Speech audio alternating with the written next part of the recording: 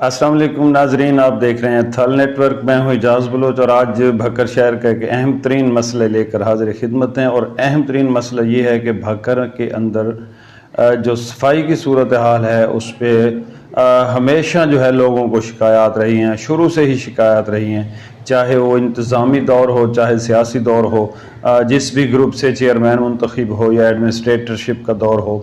बकर शहर के अंदर सफाई की सूरत हाल जो एक बहुत बड़ा मसला रहा है।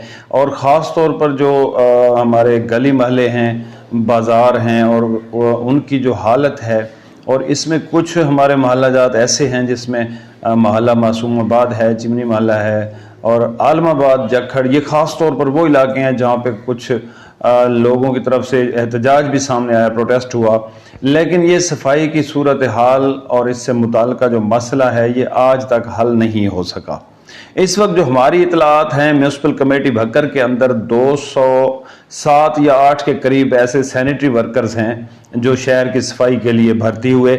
लेकिन मज़े की बात यह है कि उसमें 123 अफराद जो हैं वो इस वक्त काम पे हैं। मुख्तलिफ वार्ड्स के अंदर उनकी तादाद के हिसाब से कहीं 6 तो कहीं 8, कहीं 10 तो कहीं 5, ये तादाद जो है वो मुख्तलिफ वार्ड्स के अंदर तैनात है। और मज़े की बात यह है कि अमला सफाई जो है, ये सैनिटरी वर्कर्स हैं, जो मेट हैं, सीवरमैन में, इन पर जो है सियासी दौरों के अंदर, सियासी अदवार के अंदर बड़ी एक जंग की कैफियत भी रहती है कि मुख्तलिफ जो सियासी शख्सियात होती हैं, जो बल्दिया के सरबराह बनते हैं, उनके और दरमियान और दूसरे मेंबरान और इनके दरमियान बड़ी शदीद जंग होती है। फ़लाँ मेरे वार्ड में जाएगा, फ़लाँ मेरे वार्ड में जाएगा। और अभी जब ये इंतखाबात बल्दियाती इदारे जब ख़त्म हुए तो उसके बाद भी ऐसी सूरत हाल अब तक चली आ रही है।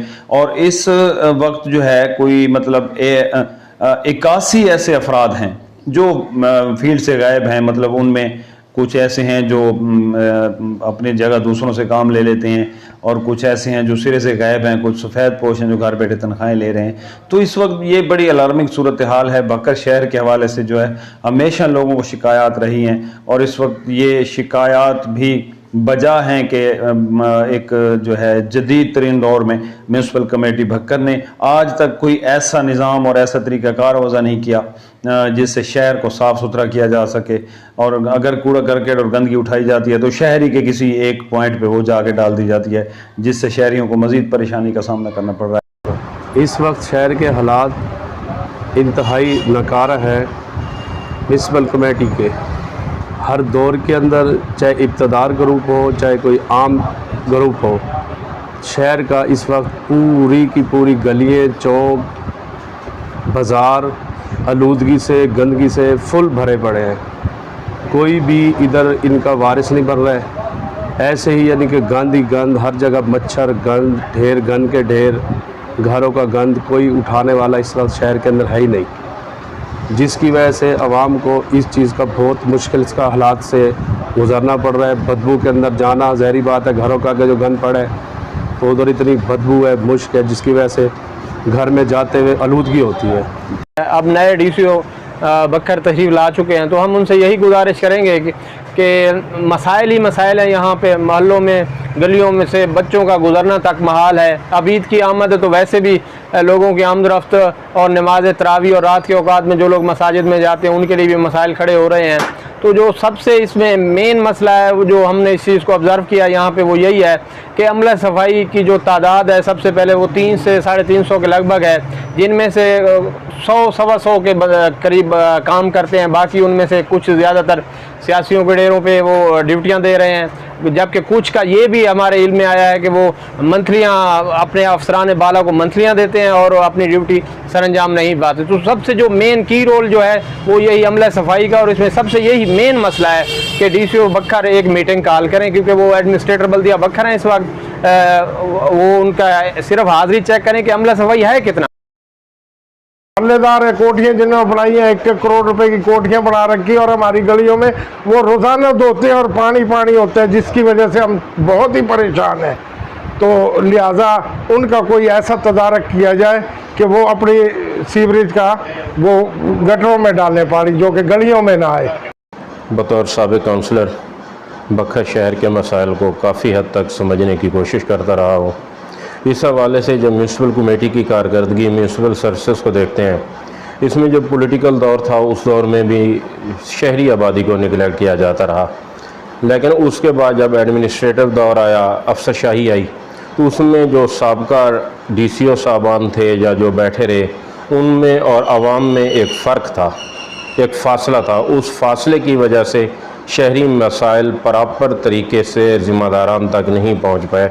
एक नाकामी की वजह मैं ये समझता हूँ। दूसरा, तवक्को करते हैं कि म्यूनसिपल कमेटी के अंदर 2-3 ग्रुप सैनिटेशन के हवाले से चल रहे हैं जो एक दूसरे की लेग पुलिंग करते हैं।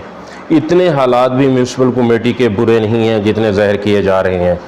अगर किसी एक ग्रुप को, किसी एक फ़र्द वाहिद को उसकी जवाब तलबी पे लगा दिया जाए तो हालात में काफ़ी बेहतरी आ सकती है। तीसरा, मैं ये समझता हूँ कि जैसे नए DCO साहब आए हैं, इनका एक अच्छा इमेज आ रहा है, हर जगह खुद पहुँच रहे हैं, ऑब्ज़र्व कर रहे हैं।